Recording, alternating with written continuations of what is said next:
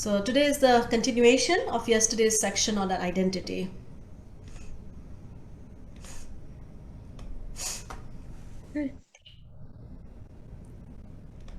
So we'll continue, move forward. Thank you. We'll be covering verses 21 through 30, so we have to read the verses first, right? So because of lack of time, I think we'll just read the English today. Yeah.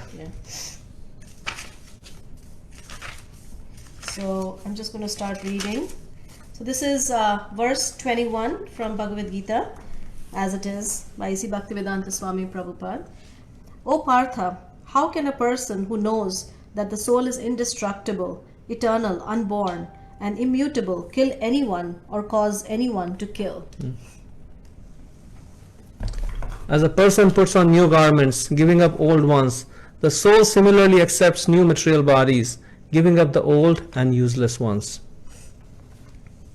The soul can never be cut to pieces by any weapon, nor burned by fire, nor moistened by water, nor withered by the wind. So here Krishna is now beginning to describe what the soul is.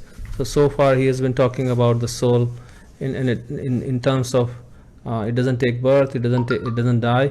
Now somebody may ask, what is the soul? What is the nature of the soul? So something which is so foreign, so fantastic, it's hard to describe it to a person who doesn't know anything about it. So Krishna is describing using negatives.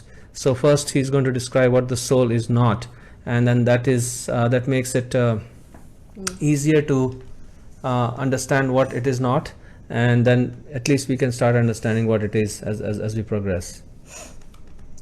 It also means that it is completely non-material. So that's why none of the material elements can touch it. Yeah. This individual soul is unbreakable and insoluble and can be neither burned nor dried. He is everlasting, present everywhere, unchangeable, immovable, and eternally the same. So the soul cannot be, it's sometimes people think that when we achieve liberation or something, we go and merge into the absolute reality, and that is being proven wrong here, that the soul is unbreakable. It's not like a drop of water that you can take out from a cup and then put it back into that cup. So it is individual, it doesn't dissolve into anything.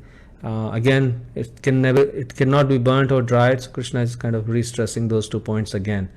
And it's everlasting, eternal, present everywhere, which means that it can exist in any material situation. So we'll talk about that actually. If you can pay attention to this word sarvagataha, we'll actually show this in our slide later. So, and unchangeable, which means nothing of this material world can change it. Like our body is continuously changing, but the soul is not changing like that.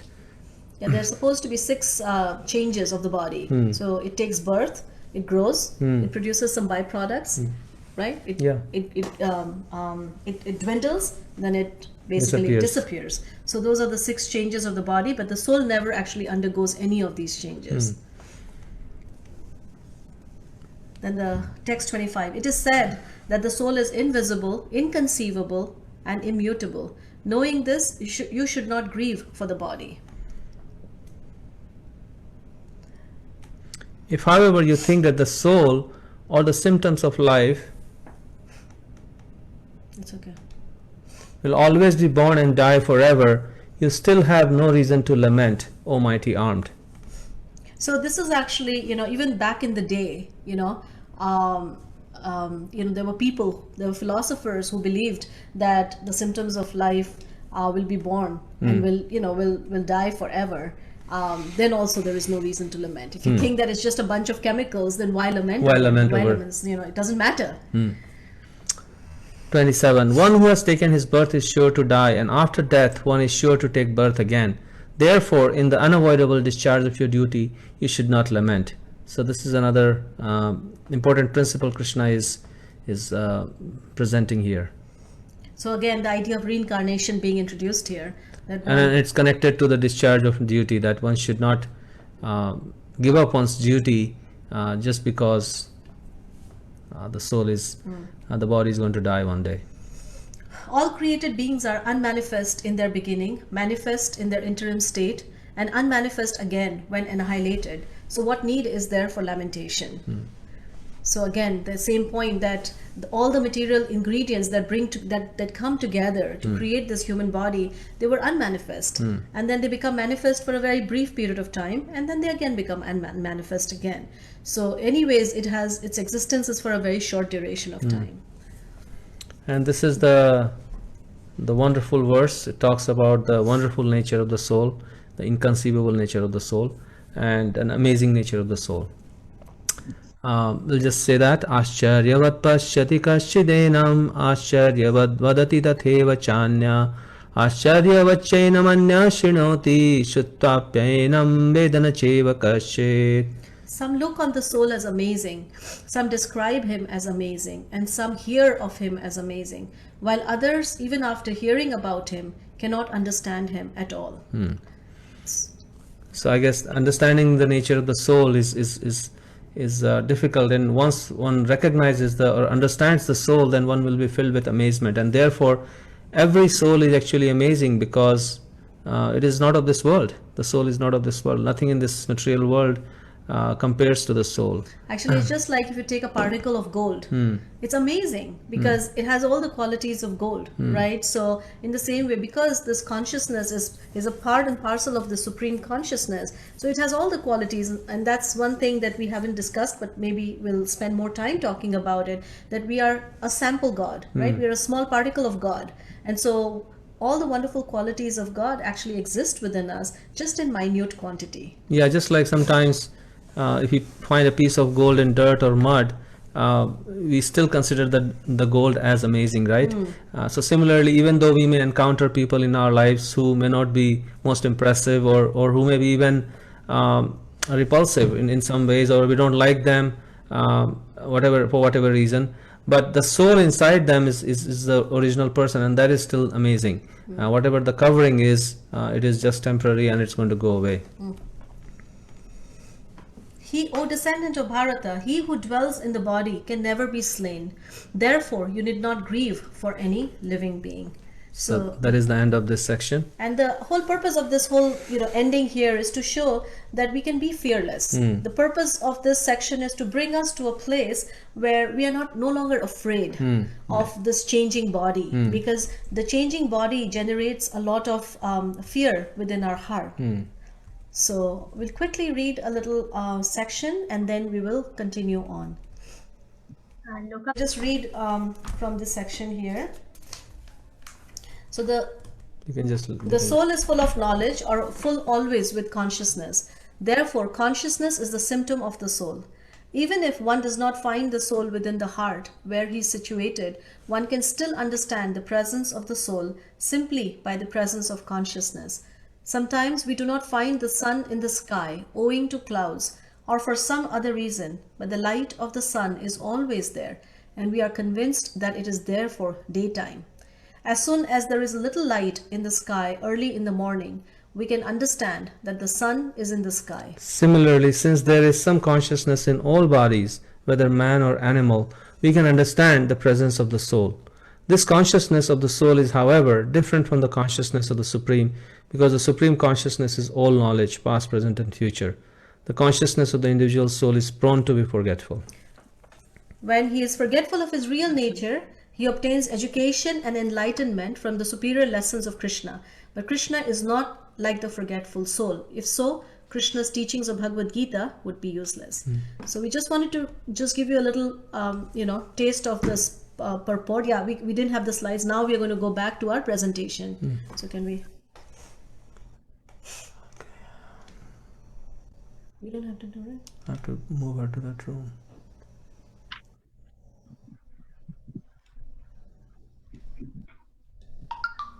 Hindi Radhika. It's right here. No, I can't assign it from there. Okay. Okay. So let me go back to the slides.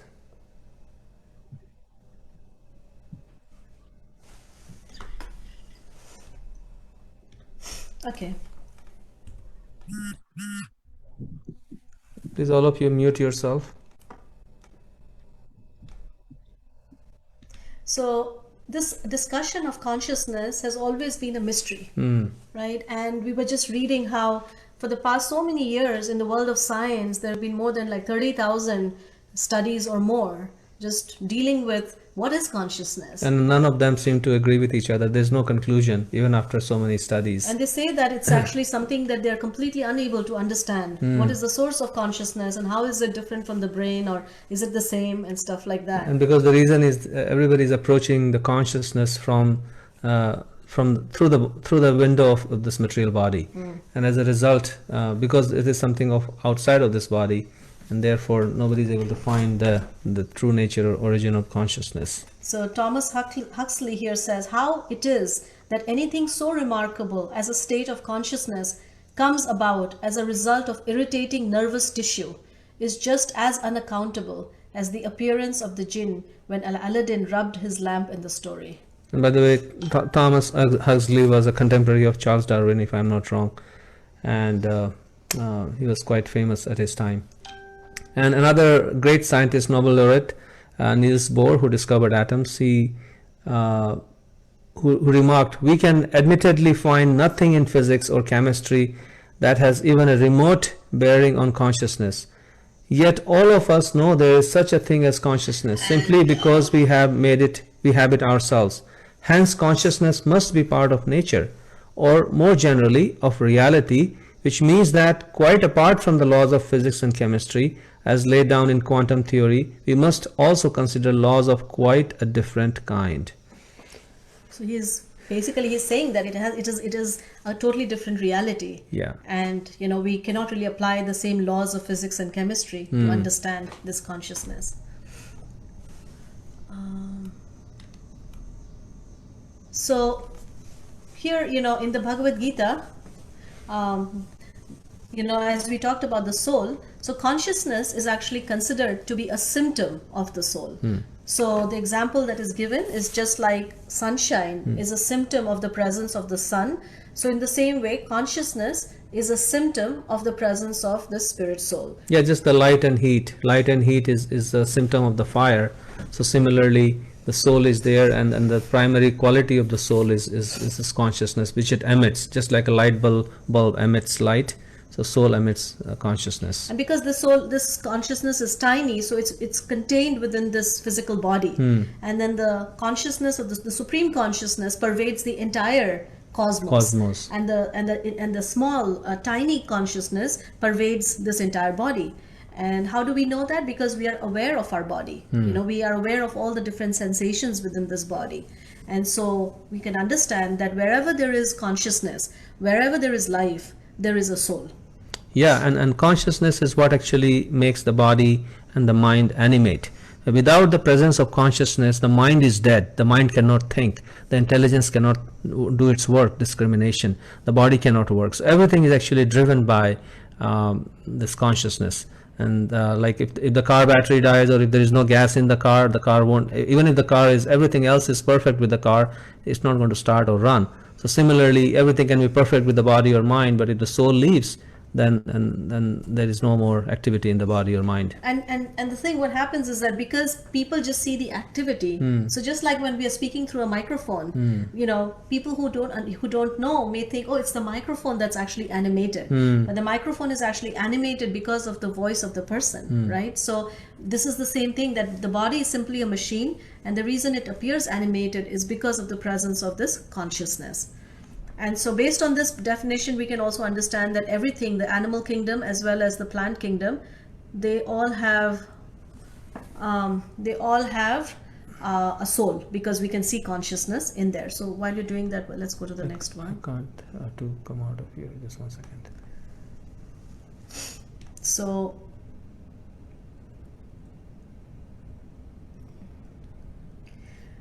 it's something that, the Vedas, the Bhagavad-Gita has, spoken about, how plants have life. And only in recent years, Jagdish Chandra Bose, he did experiments to show how plants have life. And we're really blown over by this whole idea of not just that they have life, but my goodness, they have a society, they have a community, and they have relationships. And then the way they talk to each other, the way they communicate with each other. This German forester, Peter Wolben, he spent quite a few years researching the trees and how they communicate and what kind of mechanism they have. And he has written a book which has become a bestseller. And there are many fascinating things he shares. One of them is that the trees, they have all different kind of personalities, like somebody who's just waiting for some other old tree to die so they can take their place. They have this intricate network under the ground of not only just their roots, but with the fungi, they make this intricate network through which they communicate so many things, like if there is a disease going on, or if there's an insect attack happening on a tree, that will be communicated to all the trees, so they can fortify themselves by maybe absorbing certain kind of minerals from the soil, and also transferring those minerals to different parts of the body of the tree. They also do this amazing thing, like the saplings, the tree saplings which are growing on the ground, they don't get much sunlight. So through this network of roots, the trees, they feed the saplings. The sugar is transported to these saplings through this network. So they're very aware that what's going on the forest floor as well, and taking care of each other. You were talking about how, we were reading together about this giraffe, right? That, the giraffe comes and it starts to eat the leaves. Acacia tree. Acacia tree. So they actually release the smell. Ethylene. The acacia tree, they release this ethylene gas to warn the other trees that hey, there's a giraffe in the vicinity. And when the other trees, they get this, when they smell this ethylene gas, then they fortify themselves with this this poisonous thing in their leaves, so that if the giraffe eats the next tree, then they ingest this kind of poisonous thing in their leaves, and it will be harmful for the giraffe. Also, there's a lot of love in relationships, right? Like if the two trees are together, and if one tree dies, then they can, this for a forester, he could see that the other tree would also die along with that. So just that, so there's a whole web, and it's interesting, the word that is used is wood wide web, so there's a whole universe that exists. And it just shows that there is intelligence, there is consciousness, there is life. All these symptoms is very similar to humans or any other form of life. And that was another amazing thing. Remember, we were reading about how they saw this stump of this trunk of a tree, which was completely dead, and then this guy Peter, he scraped the wood to see that inside it was completely green. It was 400 years. The tree was cut 400 years ago, and nobody would expect that there would be any life in the tree. But when he found that the trunk of the tree inside was green, and he found out that how all the neighboring trees, because this tree was a patriarch or a matriarch tree, and all the neighboring trees, they were feeding it sugar and energy through the network of roots and taking care of this dead tree. So according to the Vedic understanding, wherever there is intelligence, there is consciousness, and wherever there is consciousness, there is the soul.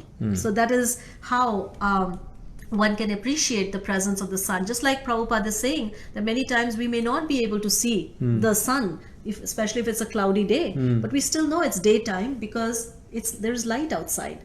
So same way, by the presence of this intelligence, we can understand that there is consciousness. Yeah, life means soul. That is a conclusion of Bhagavad-Gita. Any kind of life means there is a soul, and soul means it is beyond this material realm. And remember, we talked about, I told you that keep in mind this word sarvagataha, right? They can see that. You can see that, right? Yeah. No, that we read in the Bhagavad-Gita. Right.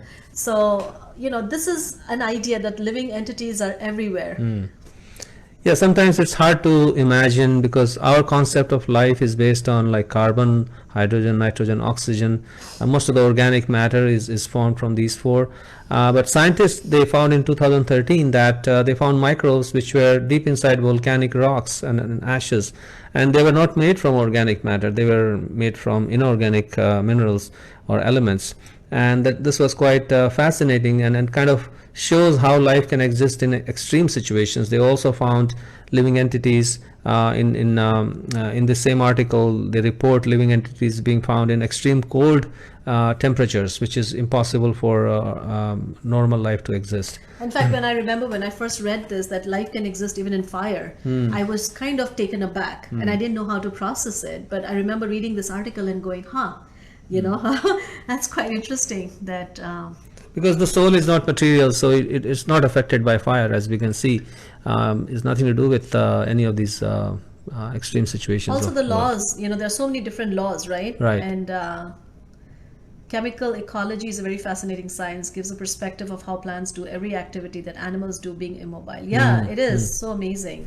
Yeah, we went to Costa Rica many years ago, and this tour guide was showing us these plants that walk actually, and he showed us that these plants they look for the sunlight, and depending on the sunlight in this tropical forest where the sunlight is sometimes they'll move. So in like 2, 3, 4 from one place to the other. So how do they find out? So this is another very interesting depiction of our consciousness, and I think we have mentioned this before, that our consciousness actually exists in 4 phases of our existence, right? So the 4 phases of our existence, the 3 we are familiar with. So let's first talk about the 3. So we have a waking stage of our existence, right, where we are awake and we interact with the outside world. Then the second stage of our existence is what's called a dreaming sleep, right, where we go to sleep and then we have dreams. And then the third stage of our existence is what's called deep sleep, which means that just complete deep sleep where we are completely unaware. So Where the mind and the intelligence or the subtle body is not active. so the first stage, the body is active, the mind is active, Right. right? Which is the awake state, Jagrati. Yes, Jagrati. The second stage, which is Swapna or the dreaming stage, the body is inactive, but the subtle body is still active. So that means the consciousness is going up to the mind or intelligence level, but the body is not active. So you can think of the soul as a torchlight, which is like covered by, say, different layers of clothing, and you remove one layer, and then the light goes to the different layers of the clothing. And it's interesting, right? Because when we wake up, we remember our dreams many times, and when we say, "Oh, I had a dream," but the body is completely, we are not aware of our physical body. So where are we experiencing those dreams? We're experiencing those dreams on a subtle plane, which is the mental plane. But then the most interesting thing is this deep sleep, a kind of sleep where we are not even aware of the subtle body. We're not aware of the physical body. And we go to sleep, and when we wake up, we are so happy. We say, "Oh, I just had the most incredible sleep." And yet we've had an experience of that deep sleep. So who is experiencing that deep sleep? Because at that time, the mind and the intelligence is suspended, the physical body is suspended. So that entity or that observer who experienced that deep sleep, that gives us an indication of this consciousness beyond the physical body and the subtle body. Yeah, go ahead. Let's look at the comments. How do I do that? I have to stop the share. Yeah. So we'll just take a quick look at the comments. Fungi, intelligence, and their healing. Chid Agni Samputa. Young stream, keeping that lantern lit in the storm, the struggle of soul and consciousness. Yeah. Nice. So just going back to our presentation. Yeah, keep going. So then there is a 4th stage. We have to share this. Oh.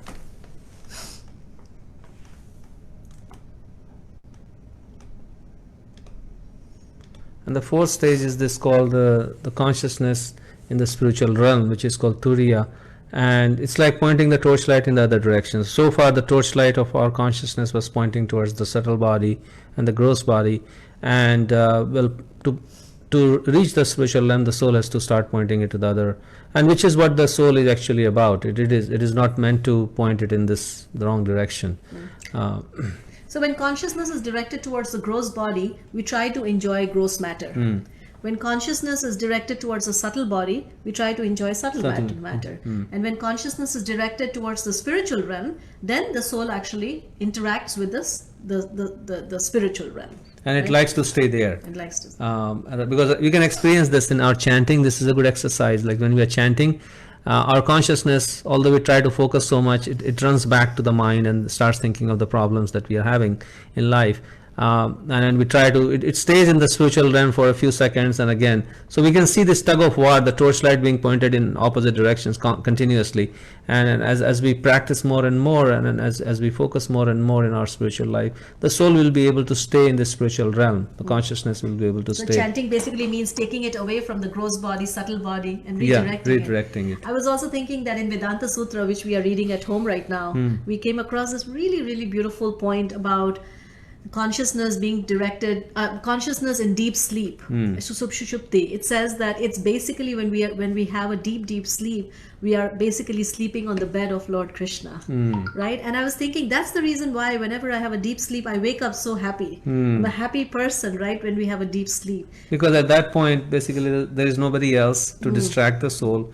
The soul is there, and the super soul is right next to the soul. So the soul is able to have that kind of proxim experience with the super soul. Yes, Tarun, we'll talk about Atma and Paramatma. Yes, very nice. That's a good discussion to have. Move on. Yeah, we'll move on.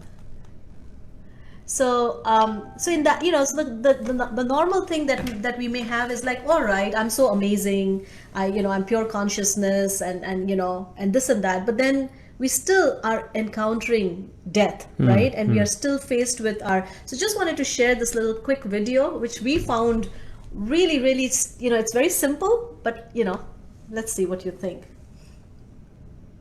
This is a video of our, the death rate in 24 hours. It's like a live death rate. This video is like 12-hour or 24-hour long. So this is actually the rate at which people are dying right now.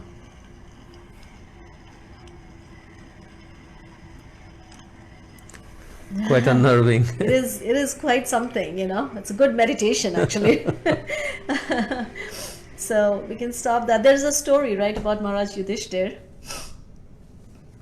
Yeah, this Arjuna's elder brother Yudhishthir, he was asked by this Yaksha, what is the most amazing thing in this world? And he said that everybody is seeing others going to the house of death, but everybody thinks that I'm going to be here forever, I'm never going to die. And that's the most amazing thing, because the soul is actually deathless, and that's what we project in this world. We want to be deathless. But as long as the consciousness is pointing towards this matter, material world, we have to encounter death. As soon as the soul can keep its consciousness fixed in the spiritual realm, then there is no more death or birth again. So the whole purpose of Bhagavad-Gita is actually to allow us to rediscover our deathless nature. Right? So the question that we may have is, what is the mechanic of illusion? What's going on? Like, okay, I am this particle of pure consciousness. What am I really doing here? So an example that has helped both of us understand this very well, which we wanted to share with you, is this example of going to watch a movie in a movie theater, which feels like, I don't know if that's ever going to happen again, but what happens when we go to watch a movie in a theater is it's dark, right? So the first thing happens is we have to enter darkness. We have to enter darkness, and then we sit down, and then the evidence of a good movie is that it's very compelling and that it draws us into its characters. And a good aspect of good storytelling is that at some point we forget who we are and we start identifying with the characters on the screen. And when something happens to those characters, we feel like, oh my goodness, this is happening to me. So we cry, we get afraid, or, we rejoice, and so on and so forth. But it's all happening to a projection on the screen, and we have nothing to do with it. It's all reflected light. And our emotions and whatever we are experiencing, it's all tied by that reflected light. So in one sense, our existence in this material body or realm is spending all our life in this movie theater, which is dark, and then all our experiences are actually happening in virtual reality. And we can come out of it just like a moviegoer can come out of that movie theater at any time and break this illusion. but likes to enjoy that movie, so the person stays there. Similarly, we can also break out of this illusion at any moment. It's kind of like, say, if you were watching a movie with a friend or someone else, and we really started like throwing our hands up in the air and just going berserk over the happenings of the screen, then somebody on the side might remind us, hey, it's just a movie. It's not. And that happens many times. It happens many times, right? So the idea being that the Bhagavad Gita is sort of like waking us from this movie experience and saying there is a reality outside. And actually, it's interesting, the world is actually considered to be a reflection. So we'll talk about that later in our future session. And so many times, like when we hear about the soul, it appears very fantastic, and then this is mentioned in the scriptures. But what about my present day world, where science is trying to figure out everything, and I believe in science. So I just wanted to present you a couple of these videos where actually scientists are actually finding out that there is something, maybe there is something like that. This is about people. So just let's give a little perspective of what's. So he's a doctor at NYU, right? Yeah, Sam Parney, and, yeah, and he has seen in his life, in his course of his career, people who have been declared clinically dead, and then they come back and they report in great detail the happenings on the operation table, and they're able to report many things, which there's no way medically. So let's listen to him. So not becoming like brain damage or having a vegetative state. At any rate, so this particular study is the largest study ever carried out in the world. It was done at 15 medical centers across the US and in Europe. And we studied more than 2,000 people who'd gone through this cardiac arrest or process of death. And we did not expect people to have any consciousness or awareness. But intriguingly, up to 40% of people came back and had a perception of being aware of what was happening to them, even though they had technically gone beyond the threshold of death. Why do you think that is? Well, there's a lot to it. I should also add that among that group, 10% had a very deep, profound mystical experience that was very true to them. But interestingly, 2% actually had full awareness, could describe all the events that were going on that were validated. So of course the question is, why does that happen?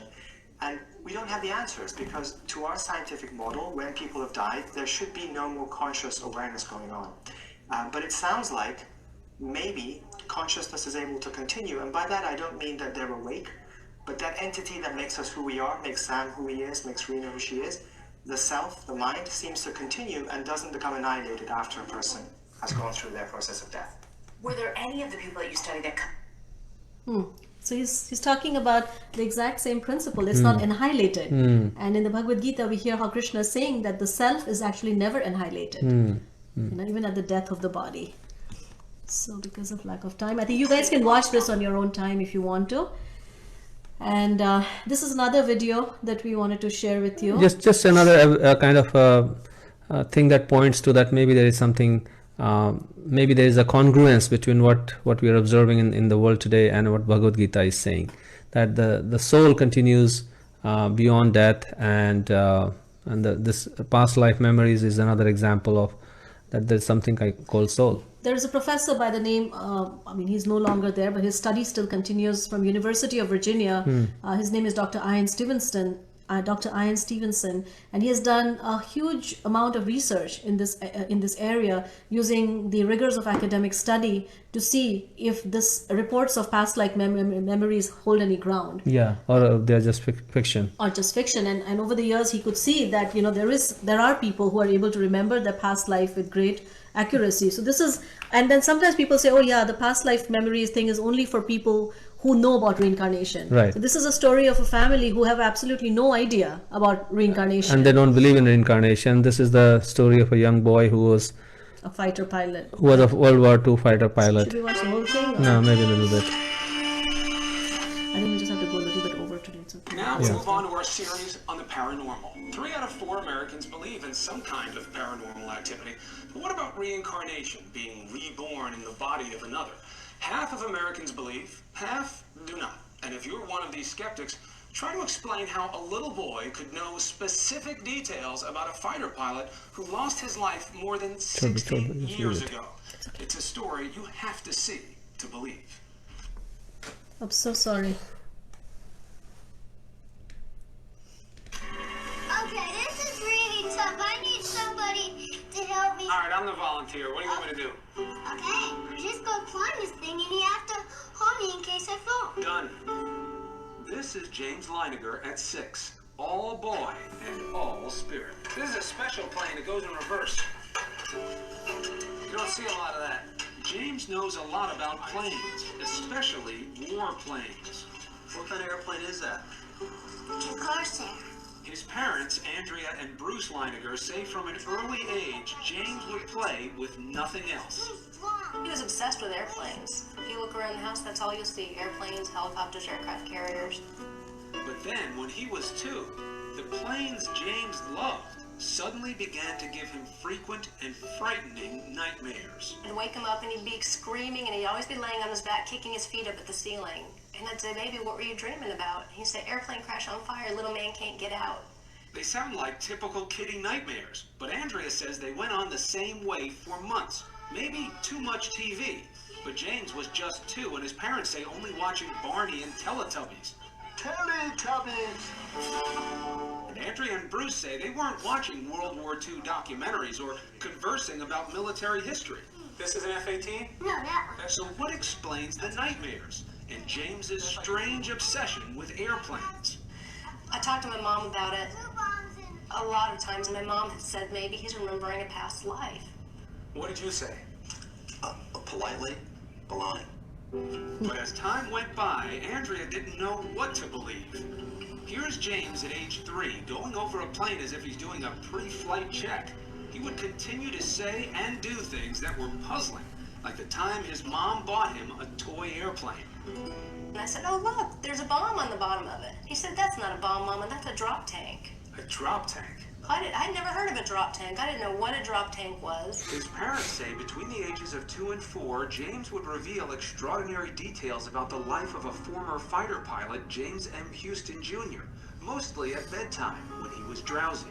Bruce said, what happened to your plane? He said, it crashed on fire. And Bruce said, why did your airplane crash? And he said, it got shot. And Bruce said, well, who shot your plane? And I'll never forget the look on his face. He went, oh, the Japanese. So what do you believe now about your son James? I believe that he had a past life. I believe that in his past life he was James M. Houston Jr. And he came back because he wasn't finished with something. And that's essentially what I believe. And he's not the only one. This is Ann Barron, the sister of pilot James Houston. She has met the Leiningers and can come up with only one plausible explanation for James's past life memories.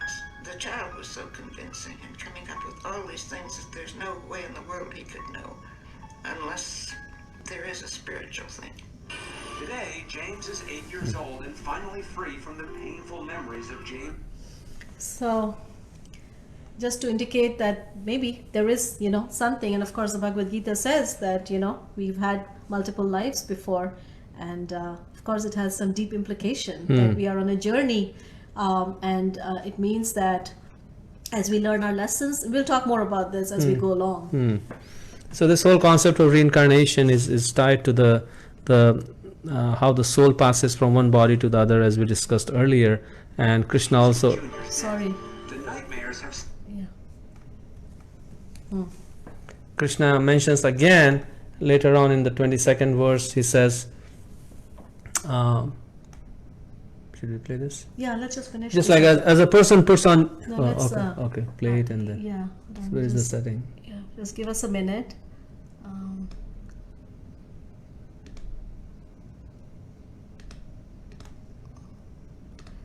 Okay. Go ahead. So it says, as a person puts on new garments, giving up old ones, the soul similarly accepts new material bodies, giving up the old and useless ones. This is from the 2nd chapter, 22nd verse of Bhagavad-Gita. It's a very, very famous verse. And it basically means that, this act of giving up this material body is considered to be something so simple, right? As just like changing clothes every day. And as our clothes, every morning we do this. So when we are changing our clothes, we can sort of meditate on this idea that in the same way, the soul is also changing these clothes. and it's, you know, it just goes on until the soul realizes its eternal connection and then goes back to a realm where there's no more changing. Just wanted to, this is actually, you know, at the heart of everything that we are talking about, which is what is the nature of the soul? Because we can talk about the soul that's eternal and it's immortal, you know, it's immutable and this and that, but at the very heart of it is that the soul is the nature of the soul is to love and to be loved. And it's the essence of dharma. And we, you know, when we talk about dharma, we'll discuss this more, but it's the essence of dharma. So here, this was a very heartwarming video of where we see how even an animal, and we talked about the plants and the trees, but even an animal, you know, we can see that we all have such a need to be loved and to express that love back. And this is Jane Goodall, who's, you know, who's been working with chimpanzees, and she just releases this chimpanzee, and they caught this chimpanzee in a state of, like, he was almost about to die, and they take care of him and they bring him back to health, and they're releasing him back in the jungle. So A really exciting moment for me here in Rwanda, and she nearly died, but thanks to Rebecca, she came back from the dead almost.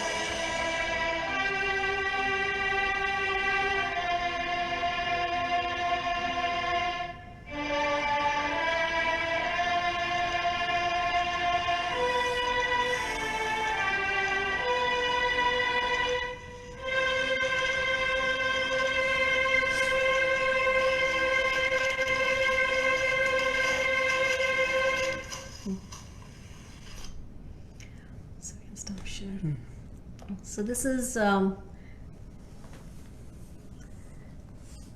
yeah, so this kind of shows that the soul that we are, the person that we are, the real essential self that we have is actually very, very beautiful.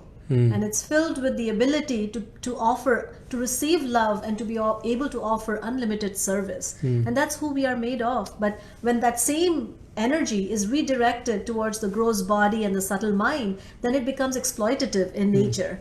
But when we can redirect that back to our spiritual dimension, then our ability and our potential for love just increases, you know, unlimitedly. And that's what the heart is actually hankering for. So thank you so much. And now we'll take reflections. We're a little bit over because of the confusion today, but we'll still take a few questions and reflections, right? Yeah, for next 5 minutes. Yeah. So Dead Trade says, I recently had a major surgery and my brain woke up while I was being intubated, but I could hear but not move to communicate that I was awake and feeling. It must be how folks in a coma feel. It was not pleasant. I did not know if it was after surgery or when the next wave of anesthesia kicked in and I went back out. Wow. That must have been quite, can't imagine. Daryl, an interesting reflection how we looked at pictures of the young man growing into an old man. We did and are still doing facial comparisons in videos and side by side in pictures of our past lives, and were shocked at how obvious some of them were, mind-blowing and allowing us to see the diversity of life in our souls. We'll come to your question, Divakar. So Tarun Kumar, your question about Atma and Paramatma is a very relevant one, and we'll address this, right, in our subsequent But I mean, just in short, Atma is ourselves, and Paramatma is Krishna, who's sitting in the heart alongside the soul, and so they are two different individuals. And Paramatma is the one who is the super soul of all the souls. So he's present in everybody, just like the sun. No matter where you look at the sun from, the sun is present in the sky. So similarly, it may appear that the sun, if you put many parts of water, the sun is reflected in all the parts of water, right? But at the same time, the sun is one. So similarly, the super soul is one, but he's present in the heart of every living entity and also every atom. So Divakar's question is, does the individual soul have any characteristics that set it apart from other souls? Yeah, the soul has a lot of qualities, because otherwise there is no meaning to soul. The soul has qualities, soul has desires. So all our qualities, like when we talk about qualities in a person, right? Good qualities in a person like compassion and love and service and forgiveness, and all these qualities are actually qualities of the soul. And every soul has these qualities. And apart from that, every soul is distinct. So just like our fingerprints are all different, so every soul is distinct. And Krishna has given every soul some unique qualities that are just present in that soul, which Krishna can then enjoy with that soul. So and that's why we see every even like identical twins, same genetic makeup, but they are different because the soul is different, and the soul always stays that way. It never loses its individuality or identity, and hence the unique set of its qualities that it has. And they are fully manifest as we grow spiritually. Those qualities will start coming out more and more. We actually have a soul, just like each individual is a unique, right? Yeah. It's a unique heart print and fingerprint. So we also have a soul print, which is individual. So I hope that helps. Any other final comments or thoughts? So we just completed our soul section. And tomorrow we'll start with a new section, starting with text 31. Krishna is going to take a little bit of a turn here, because again this conversation is happening to convince Arjuna to do the right thing, to follow his dharma.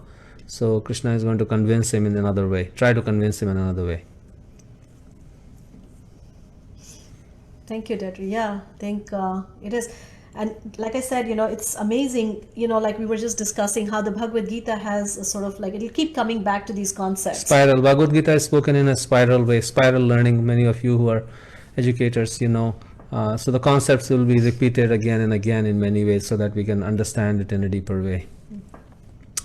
So thank you all for joining. Sorry for the delay, going over a few minutes today. I'll have to miss really? Oh, we'll miss you, Ray. Yeah, but it's good. And we'll see you again in 4 days. Thank you.